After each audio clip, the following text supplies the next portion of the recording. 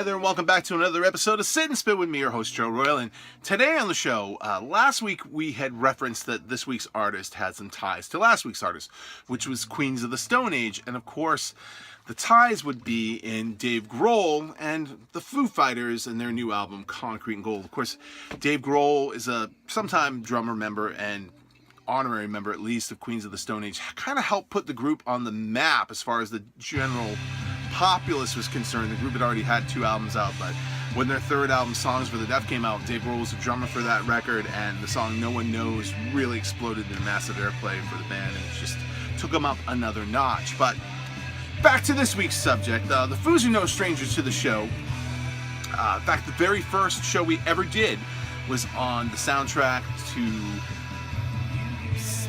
Sound City, which was the documentary Dave Grohl did. Of course, we also talked about that documentary too. Now, this is the band's 9th studio album, their first in 3 years since 2014, Sonic Highways, which we also talked about, along with its accompanying HBO miniseries way back in episode number 86. In between that time, the band also released the St. Cecilia EP in late 2015, and then they kind of went on what was going to be an extended hiatus, but of course it didn't last as long as I think either Dave Grohl or anybody else thought it was going to last. Now, the Foo's current band lineup consists of Dave Grohl on lead vocals, guitar, and occasionally drums, Nate Mandel on bass, Pat Smear and Chris Shiflett on guitars, Taylor Hawkins on drums, and Rami Jaffe finally becoming a fully fledged official member of the band, official 6th member of the band on keyboards. Before that, he was just a touring keyboardist. He's played session work with tons of people, but it was kind of rose to prominence as a member of the Wallflowers.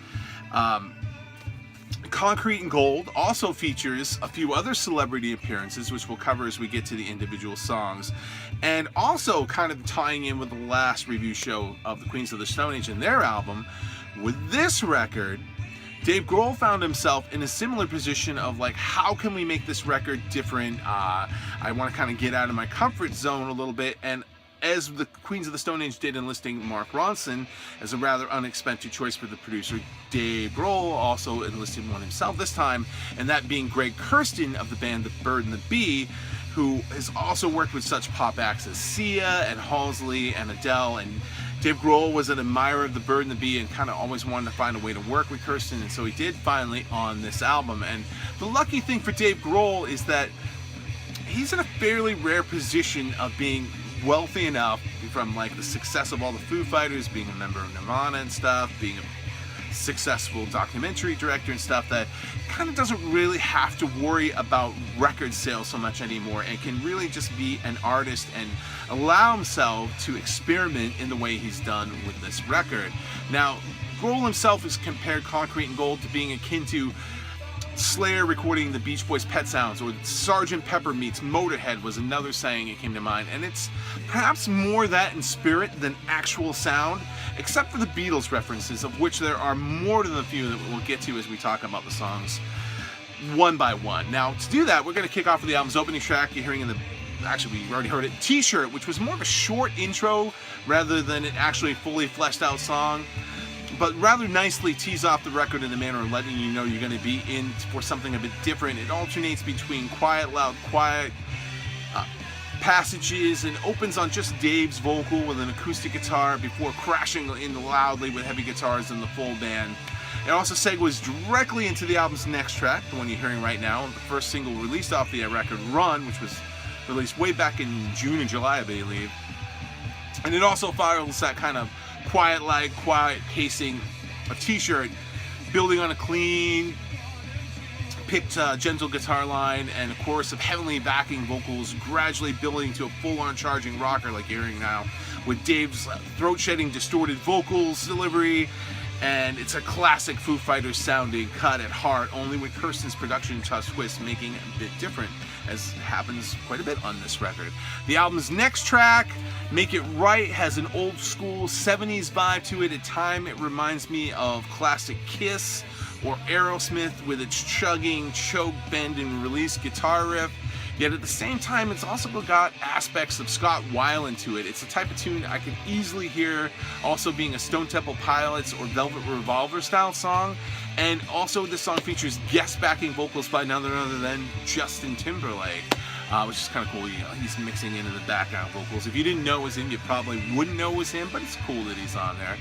The album's next track and the second song released off the album, The Sky Is Our Neighborhood, has kind of earned some negative reviews already in comparisons to Imagine Dragons, and personally I don't really hear that so much, probably because I don't listen to a lot of Imagine Dragons, but otherwise there's a lot of Beatles influence going on it, from the opening vocal part to the very John Lennon-like guitar fills and Rami Jaffe's kaleidoscope keyboards.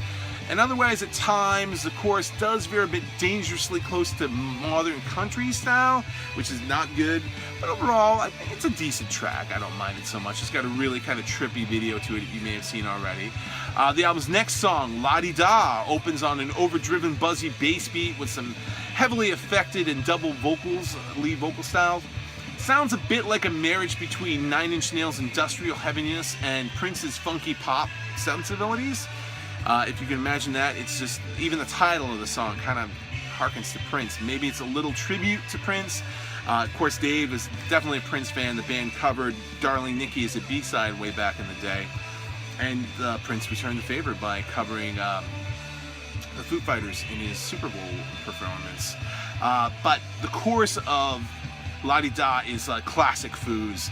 Dave Koz, another unexpected guest, plays saxophone on it track, but it's so buried in the mix toward the end of it that you could barely hear it. And Alison Mosshart from The Kills also sings backing vocals on the track, as she also did on The Sky Is a Neighborhood too. Dirty Water is the next track, and it shifts the record into a lighter territory, and it's kind of the fare you'd more expect from Kurstin's band, The Bird and the Bee, and also features his partner in that group, Anara George, on backing vocals as well. For most of the song, it kind of glides along on a laid-back flow of lovely backing vocals, and about mid-song, though, the pace shifts into a heavy synth pulse, with the song subtly getting faster and faster as it reaches its conclusion. It's not much like anything we've heard from the Foos before, and I love it because of it. Which I would also say about the album's next track, the song Arrows. It also starts off on kind of a slower pace before kicking into a full-on rocker and traditional Foos style during its choruses. It works by walking a fine line of the unknown and familiarity simultaneously. Happily Ever After Zero Hour also takes its inspiration from the Beatles, being a gentle acoustic Paul McCartney style ballad a la Blackbird from the White Album, and is another winner for me. That Beatles influence, though, continues on the album's next song, and in more ways than one, too. Sunday Rain is probably easily my favorite song on Concrete and Gold. The song features drummer Taylor Hawkins in a rare lead vocal appearance. He does occasionally sing lead vocals on the odd Foo Fighters album, and Taylor's a great singer. He should actually sing some more tracks on the albums, if you ask me, but that's up to Dave. The song has the same kind of sinister, seductive vibe going on to it as the Beatles' I Want You to So Heavy, mixed with a bit of the Eagles' Hotel California, especially in its backing vocals, which are very reminiscent of the latter group, but just great track. And if I didn't mention it, Paul McCartney himself plays drums and singing backing vocals on the track, so there's the other Beatles connection on the song is there as well. That brings us to the last three tracks on the album, I should say. The two tracks. The Line, which is the album's third single, released most recently ahead of the record, is another track that mixes familiar elements of the Foo Fighters style in unexpected ways that don't sound anything like them at all. And again, just as with Arrows, really works really well, becoming it's another album highlight for me. And that brings us to the album's closing cut and the title track of the record, Concrete and Gold, which also features yet another guest appearance, this time from Sean Stockman of Boyz II Men. And what they did with Sean is that they multi-tracked and overdubbed his vocal lines to create kind of a choir-like sound, and then they set that against this heavy dirgeness of Black Sabbath mixed with a slower, spacey psychedelic of Pink Floyd in a song that is a perfect way to close out the album. It's a track too that would also segue really nicely into Stars by the band Home, if you're familiar with that song. It's like, when I heard it, that was one of the first things that came to mind. It was like, man, this song would go nicely into that. Now, with Concrete and Gold, while I can't say It's the Foo Fighters' best album yet. It's certainly the band's boldest work and still damn good. I really only had 2 days of listening to this album. The album came out last Friday. I didn't get my copy till Monday, and it took until yesterday for me to be able to finally, actually 2 days ago now, it'd be Friday, to finally have a chance to crack it open and listen to it because I've just been so damn busy. But second half of the album definitely stronger than the first half of the record, I think. And I think it's going to be a grower. I think as more time progresses with this album, the more I'm going to enjoy listening to it. I will also say that vinyl is definitely the way to go with this album if that is an option for you. The vinyl does come with a download card, and when I downloaded those tracks, we were able to burn them onto a CD so that I could put them onto my iPod.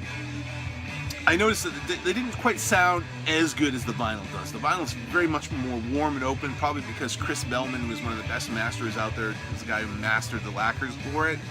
But the songs on the MP3, especially when I was listening to in my car, were very compressed, very kind of brick-walled. They didn't have a lot of dynamic range. If you turned it up, they really kind of distorted easily, and not a good thing. But the vinyl itself, 2 LPs split over 3 sides, with the 4th side being etched. I'm not even going to bother to show you the etched side because it's really kind of boring. Could have been something cool like the album logo cover, but no, it's just an URL for the band's website. So no point in even showing it to you. But gatefold cover, which I'm also not going to bother to open up, but it's really cool. You open up the gatefold and there's some pictures of the Foos, along with lyrics to all the songs and credits for all the album songs. But worth picking up. I was also able to get the vinyl for not much more than the CD cost, so definitely, again, if that's an option for you, go with the vinyl. Don't get the CD unless you can only get the CD, but vinyl is definitely the better way to go with this record. And that's the show this week. Next week, not sure. It's going to be 1 to 2 things I'm going to be talking about. Both feature music that was kind of older from each of these bands and had been recorded. One of them where they took this old material and newly recorded it again, and another where the songs have been recorded and were never previously released before. It's all going to depend on if the second one comes in first, because originally that was going to be my planned show for next week, but if I don't get it in time, it'll be the other one. Either way, they're both great. And tune in to find out what they're going to be. In the meantime, thanks for tuning in now. We will catch you next time on Sit and Spin. See you then.